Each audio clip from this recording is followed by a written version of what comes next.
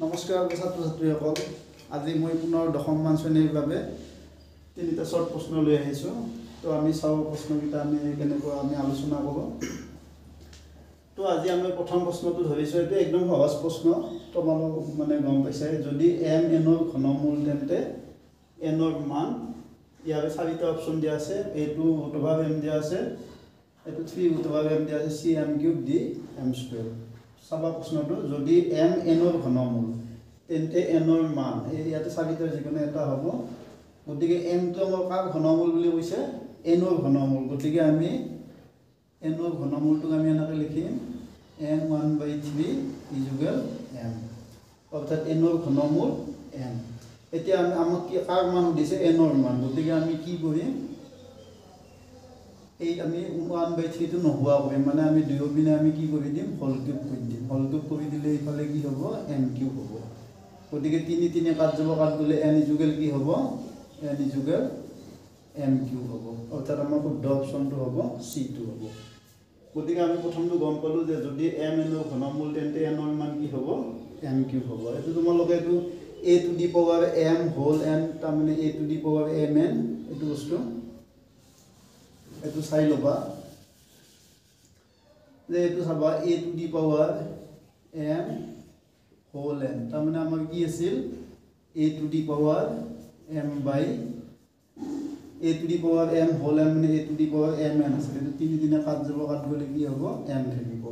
গতিকে আৰু হিপিনে আমাৰ m³ আছিল গতিকে n ইজুগেল আমাৰ কি হ'ল m³ হ'ল। গতিকে আমাৰ প্ৰথম প্ৰশ্নটো আজি হ'ল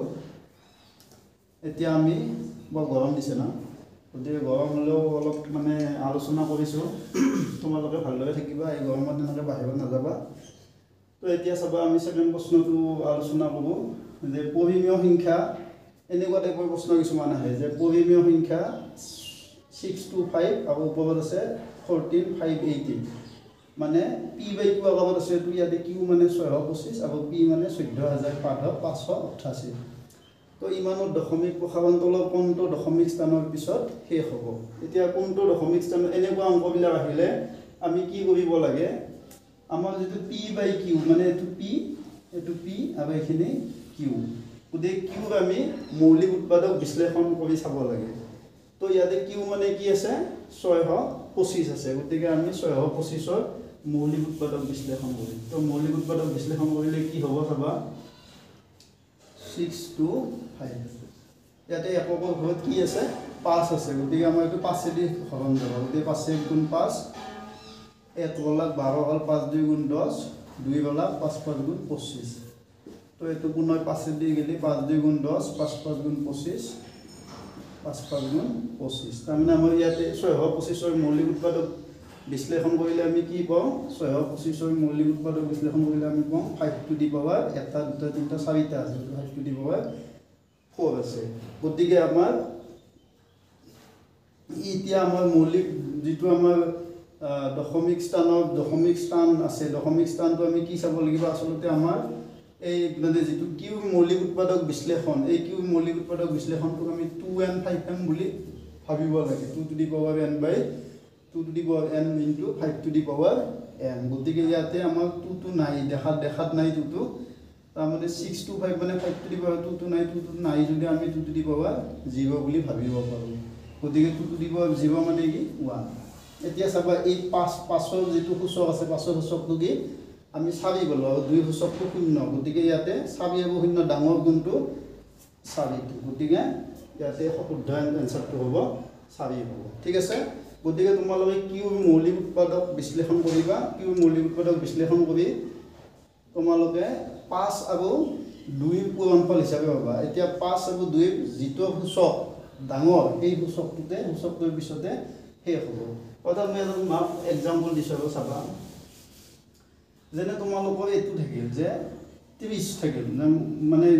625 নাই থাকে আমাৰ 30 আছে এটা 30 মানে কি 30 মানে 2 15 গুণ 30 এটোটো তোমাৰ মানে 2 এৰ পাছত বলে 3 আহিব গতিকে 3 আহিলে আমাৰ পৰিসমাপ্ত নহব গতিকে এনেকুৱা নিদিয়ে সাপোজ তোমাৰ মৌলিক উৎপাদক কিউ যেটো আছে কিউ মানে সাপোজ 2 স্কয়ার 5 কিউব হ'ল গতিকে এটো 2n * 5m আহিত থাকিলা গতিকে 2n * 5n গতিকে 2 এব পাছত ডাঙৰ সূচক কোনটো 2 এব পাছত ডাঙৰ সূচক 2 সূচক 2 আছে 5 সূচক 3 আছে গতিকে 2 এব 3 ডাঙৰ কোনটো 3 টো মানে 3টা পিছত শেষ হ'ব এনেকৈ আমি প্ৰশ্নবিলাক কৰি উলিয়াম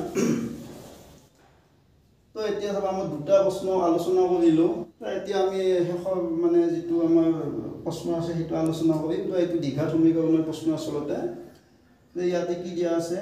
ax - y - 2 0 আৰু 6x - 2y - 3 0 অদ্বিতীয় সমাধান থাকিলে শৰ্তটো হ'ব ইয়াতে তোমাৰ তিনটা আছে ঠিক আছে তো ইয়াতে চাবা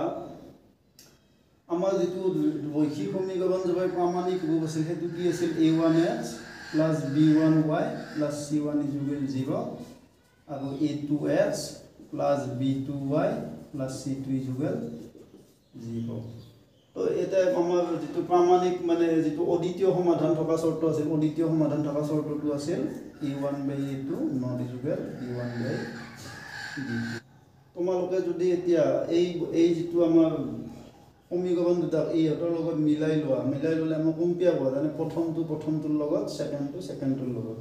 তো a1 মানে ইয়াতে 100 ভাগ a1 আছে ইয়াতে 100 ভাগ a আছে মানে a1 মানে আমাৰ a আছে y মানে b1 আছে ইয়াতে y মানে -1 আছে মানে b1 মানে -1 আছে আৰু আমাৰ a2 মানে 6 আছে b2 মানে -2 b2 মানে আসলতে দ্বিতীয় সমীকৰণটো y ভাগ